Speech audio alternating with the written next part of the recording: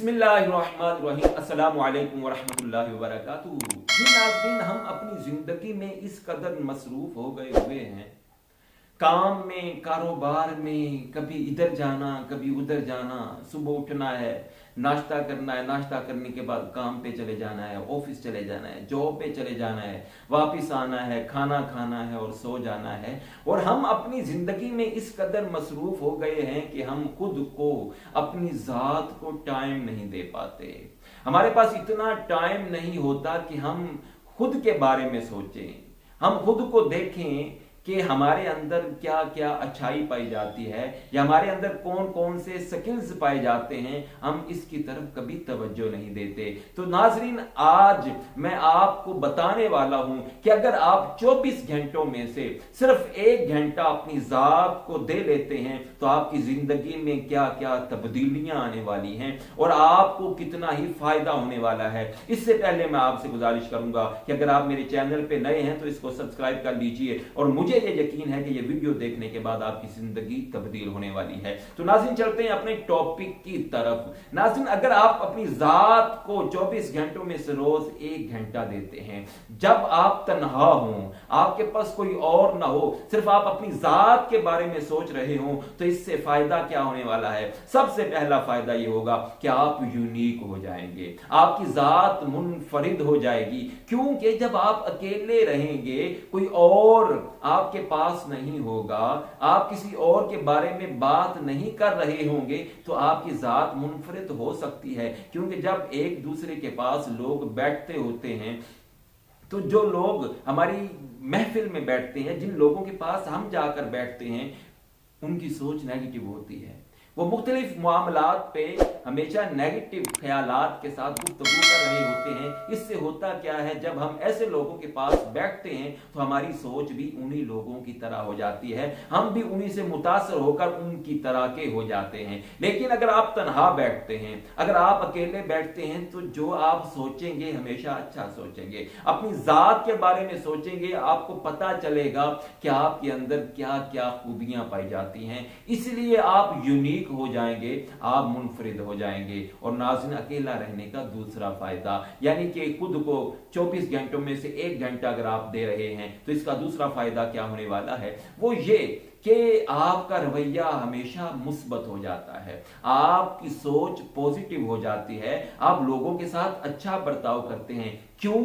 इसलिए कि जब आप 5-6 अफराद के पास बैठते हैं, तो वो 5-6 अफराद गुफ्तगू कर रहे होते हैं, कहते हैं यार ये जो फलां है ये तो इस तरह का है, ये शख्स इस तरह का है, इसने ये गलत कर दिया, इसको ऐसे नहीं करना चाहिए था। तो वो एक दूसरे की चुगलियां लगा रहे होते हैं, एक दूसरे में खामियां निकाल रहे होते हैं।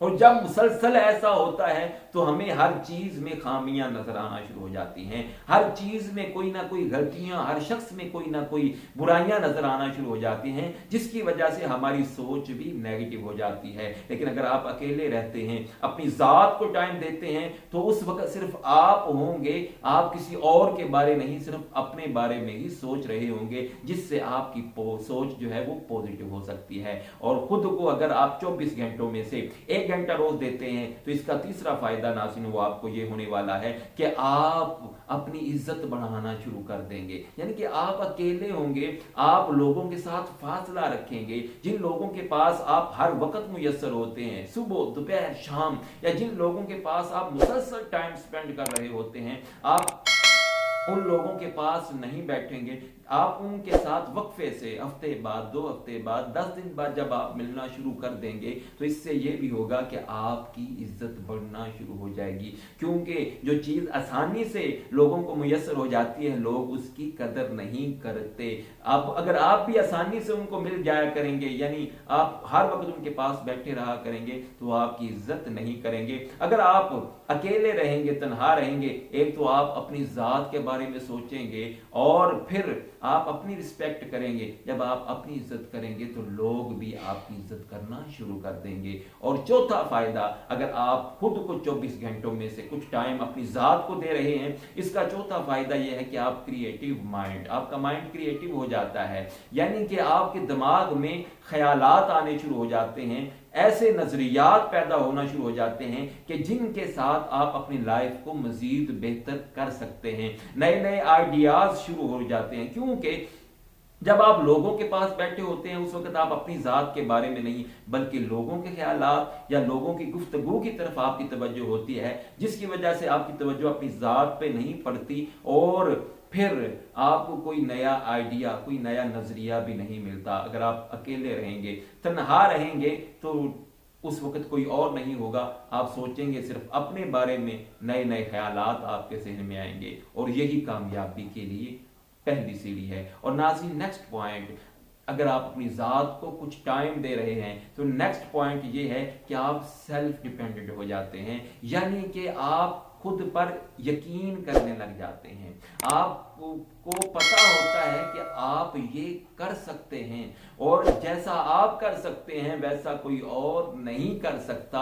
आपको अपनी जात में यकीन बढ़ता चला जाता है, इस वजह से फिर आप लोगों के एहसान लेना छोड़ देते हैं। आपको पता होता है कि यार मैंने ये काम करना है और मुझसे बेहतर कोई और नहीं कर सकता, तो फिर आप लोगों से मदद नहीं मांगेंगे बल्कि वो काम खुद करेंगे और फिर आप लोगों का एहसान नहीं लेंगे।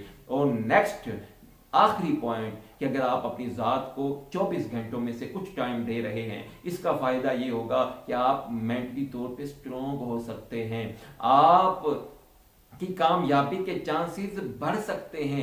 क्यों? इसलिए कि जब आप अकेले बैठ के सोचेंगे, कोई प्लान तरतीब देंगे, कोई मंजिल ढूंढ लेंगे, कोई गोल सेट करेंगे, तो कोई आपको रोकने वाला नहीं होगा, कोई आपको मना करने वाला नहीं होगा, कोई आपको टोकने वाला नहीं होगा, कोई ये नहीं कहने वाला होगा कि नहीं यार तुम नहीं कर सकते, नहीं यार तुम कामयाब नहीं हो सकते, तुम नाकाम हो जाओगे।